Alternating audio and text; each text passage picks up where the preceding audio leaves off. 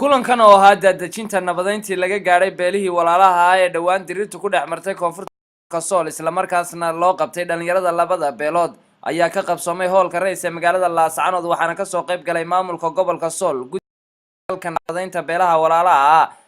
waxaana ugu horeyn halkaasi ka hadlay mas'uuliyiinta soo qaban qaabiye kulankaasi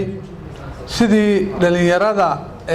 ay uga qayb qaadan lahayd nabadda oo ognahay gobolkeena sanadkii la soo dhaafay iyo sanadihii ka horeeyayba waxa ka dhacay colaado soo noqnoqday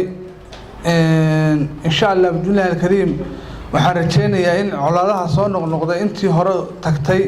ay naga ekaato saanteedina waynu haynaa oo insha Allah Ilaahay inuu adkeeyo baan rajeenayaa marka si taas xal waara ay u noqoto hay'adda wadaniga SPO iyadoon cidna ka taageereen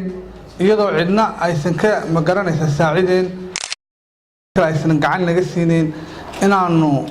hawshan aan qabanno oo labada dhalinyaro maanta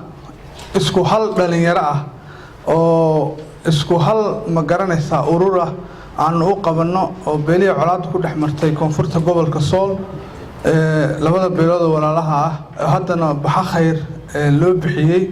hawshaasanu halka rabnaa inaanu dhalinyarada maadaama dhalinyaradu ay tahay aynu dareensanahay inay tahay maanta quwadda kaliya ee adduunka ka jirta quwadda kaliya ee wax bedeli karta oo xagga wanaagsan u bedeli karta quwadda kaliya ee xagga xun wax u bedeli karta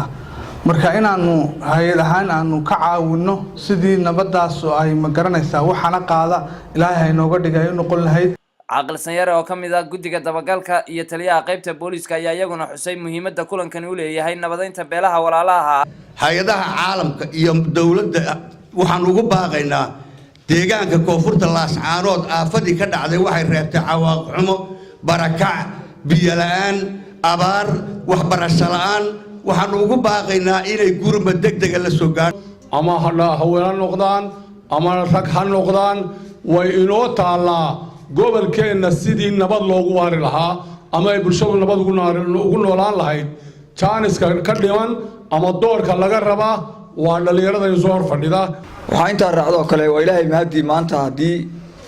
للي يردي لوضع بيلاد أي حفلة سوى ذا الشيء قصة غيب قلين وإلهي مهدي قدميها قبل كسول عبد الغني محمود شراء يا يسوون فري كلن كاسي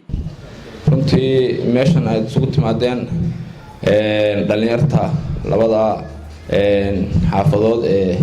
dhibaatadu dhex martay iyo mashaqadu waad aragtaan sida la idinku gurmaday hadday noqoto tiijigjiga ka dhacday ee nabadeynta ahayd halka ku tagteen hadday noqoto kuwii hore ee Laascaanood la idinku qabtay hadday noqoto mar walba in la idin garab taagan yahay runtii waxa la idinka rabaa idinkana abaal celinteeda inaad nabadda adkeysaan idina xoolo idinkama rabto wax kale la idinka dooni maayo amaan la idinkama rabo bal idinku lafiina u noolaado oo nabadgelyo bixiya runtii nabaddu ma aha wax dee u danaynaya qofna kulankan ayaa gabagabadii waxaa shahaado sharaf lagu guddoonsiiyey gudoomiyaha hay'adda wadaniga SPO Cabdikariin Siciid oo Cabdikaaso lafdhabar ka ahaa nabadeynta beelaha walaalaha ee dhawaan dirirtu ku dhex martay koonfurta gobolka Sool Samiir Siciid bila Bulsha TV Laascaanood